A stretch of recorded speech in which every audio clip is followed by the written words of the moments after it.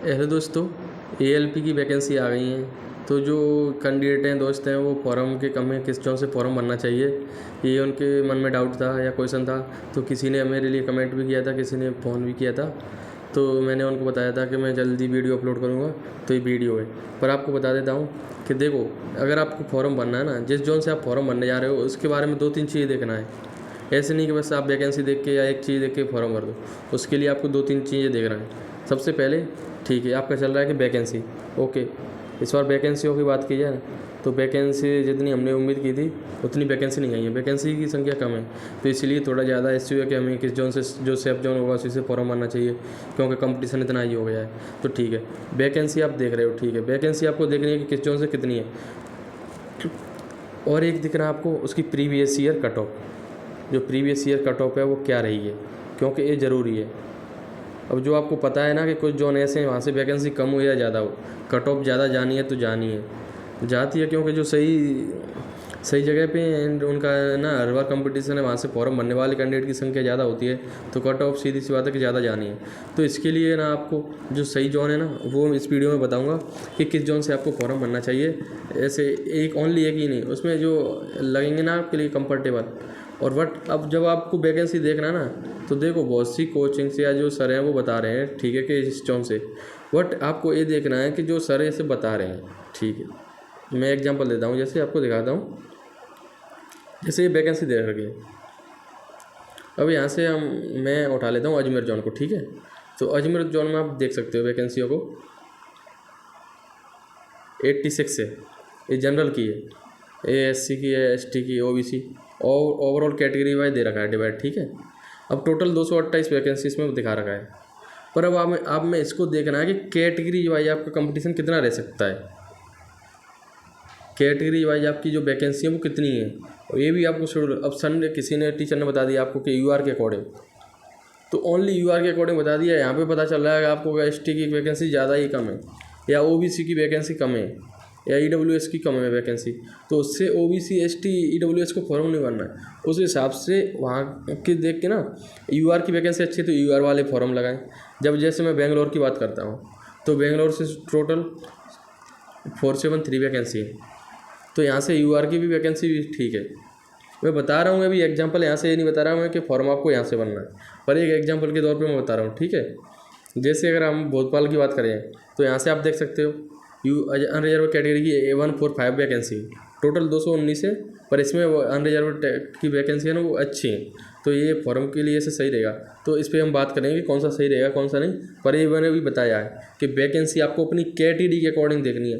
Teacher बता रहे हैं, अगर टीचर कैटेगरी बताता है फिर तो अच्छी बात है, अगर नहीं बता रहे हैं ना वो ओवरऑल कैटेगरी के अकॉर्डिंग बता रहे हैं, तो आपको अपनी कैटेगरी की वैकेंसी ज़रूर देखना है, ये ध्यान में रखना है। अब कुछ चुनिंदा जो जोन है ना उनको बताऊँ, जो ज़्यादा हाईलाइट रहते हैं उनकी कट ऑफ ज़्यादा हाई जाती है, तो जो फिक्स जोन है ना उनसे आपको फॉर्म नहीं बनना है। अगर किसी को अपनी तैयारी पे कॉन्फिडेंस है, उसे लगा के हाँ भाई मैं सिलेक्शन ले सकता हूँ, कर लूँगा, तो कोई नहीं, वो भर सकता है। जैसे में कुछ जोन है, आपको बात की जाए अजमेर को, अजमेर मान लो, इलाहाबाद मान लो यहाँ से, एंड भोपाल है, पटना है, चंडीगढ़ है, ये जोन है ना, इनकी आप कट ऑफ की बात करें ना, तो हमेशा से इनकी कट ऑफ मैक्सिमम ज़्यादा जाती है।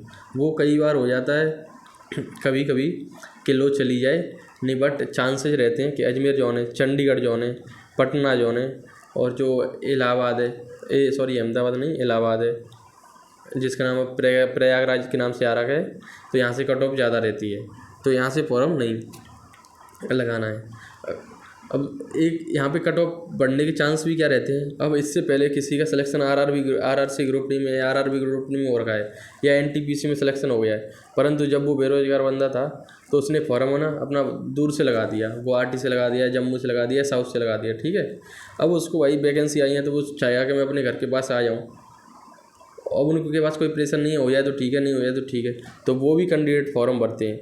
और भाई सीधी बात है, जब इसके पास जॉब है ना, तो आपको पता ही होगा एक बार सिलेक्शन होने के बाद ना कई सारे मौके मिलते जाते हैं और सिलेक्शन होता जाता है, तो इसलिए उन पर प्रेशर नहीं रहता। पर आपको जब जॉब लेनी है ना, तो आपको देखने ये थोड़े जो देखो। अब यहाँ पे बात करते हैं आपको किस जोन से थोड़ा फॉर्म नहीं लगाना है और किस से लगाना है। तो देखो आपको ये पता ही होगा, सभी बता रहे होंगे, हाईलाइट है बिलासपुर, क्योंकि यहाँ पे वैकेंसी की संख्या कहना तो इस बार टोटल ही है।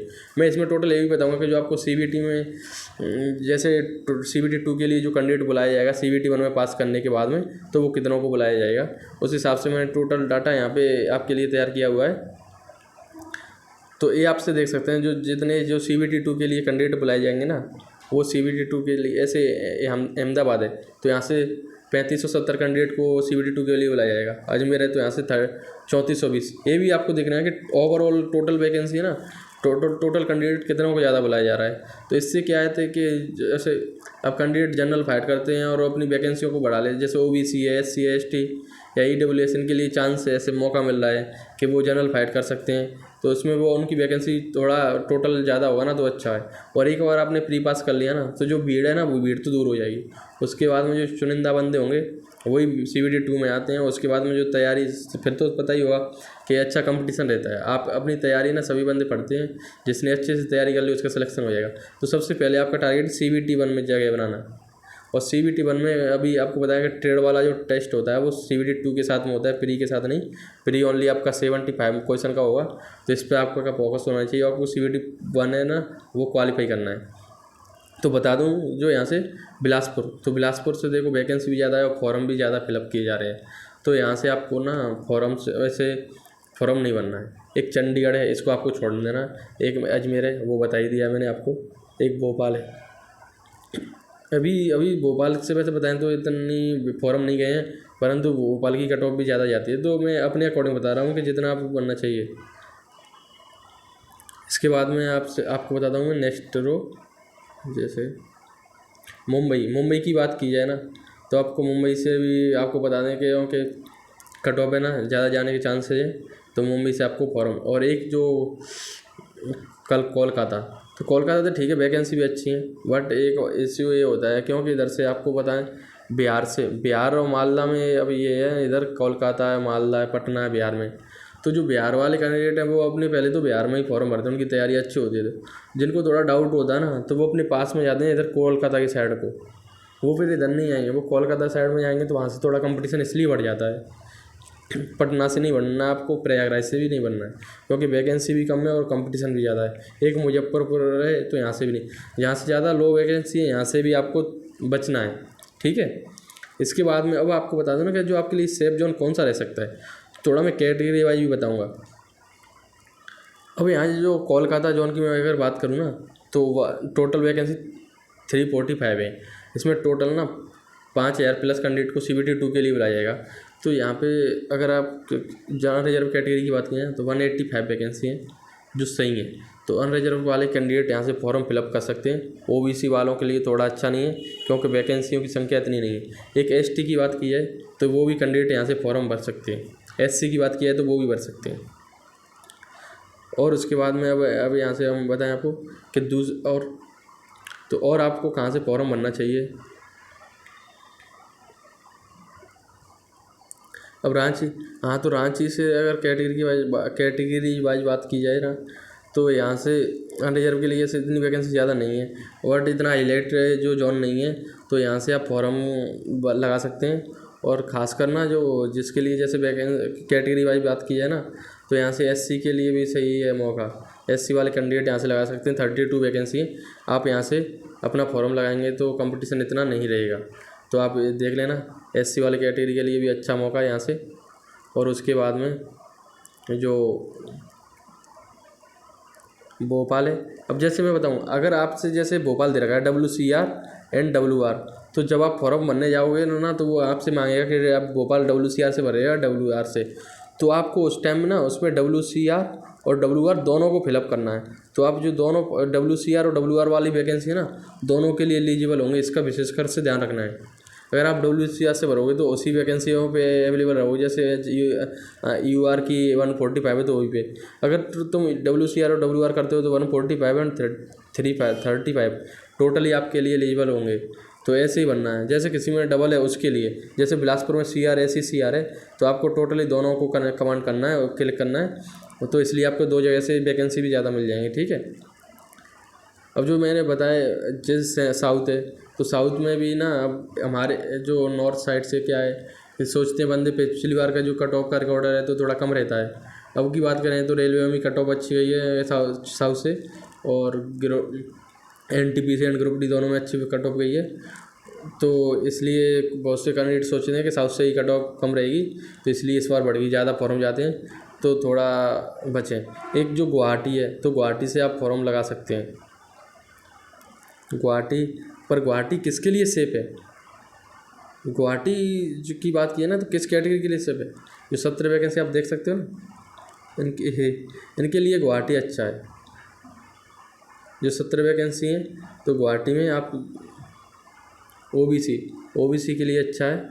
वो ओबीसी वाले जो 17 वैकेंसी हैं टोटली बात की जाए तो ओबीसी वालों के लिए अच्छा है। यहाँ से ओबीसी वाले फॉर्म फिलअप कर सकते हैं। गोरखपुर से कंपटीशन ज़्यादा रहेगा, वैकेंसी भी कम है, तो यहाँ से फॉर्म नहीं भरना है, मैंने बता ही दिया आपको।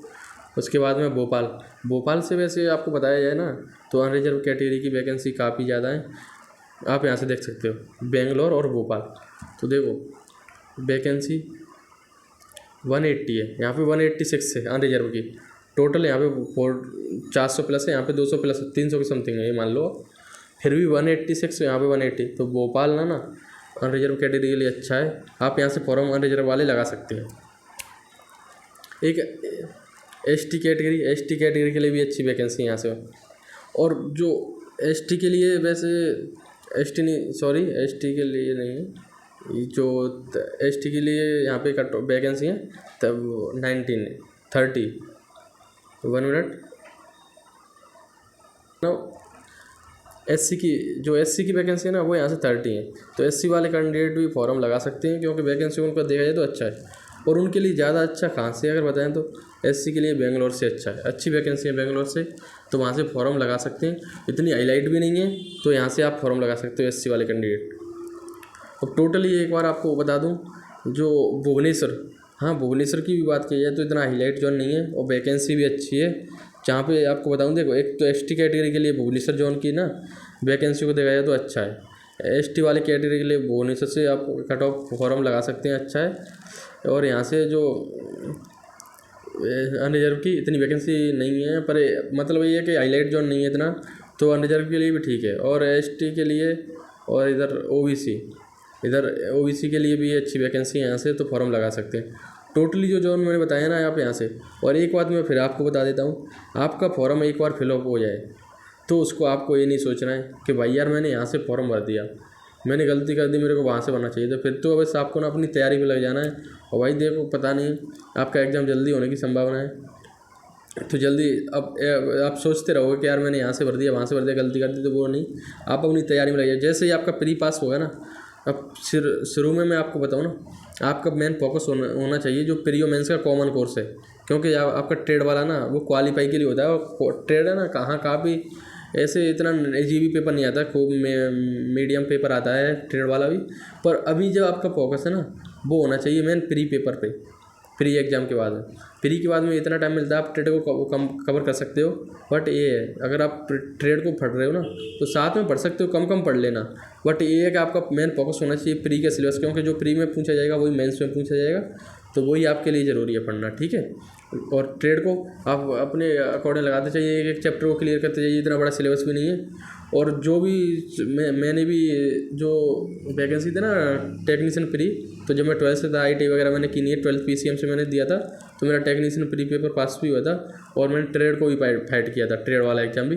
बट जो मेंस एग्ज़ाम था ना, उसमें मैं रह गया था, क्योंकि 12th वाले PCM से होते हैं तो वैकेंसी कमी होती हैं, और जो IIT वाले टेक्नीशियन होते हैं उनके लिए वैकेंसी ज़्यादा होती हैं या लोग। और वो भी मैंने टेक्नीशियन के बोल दिया। और पिछली बार जो वैकेंसी आई थी ना, वो कॉमन आई थी, कॉमन में।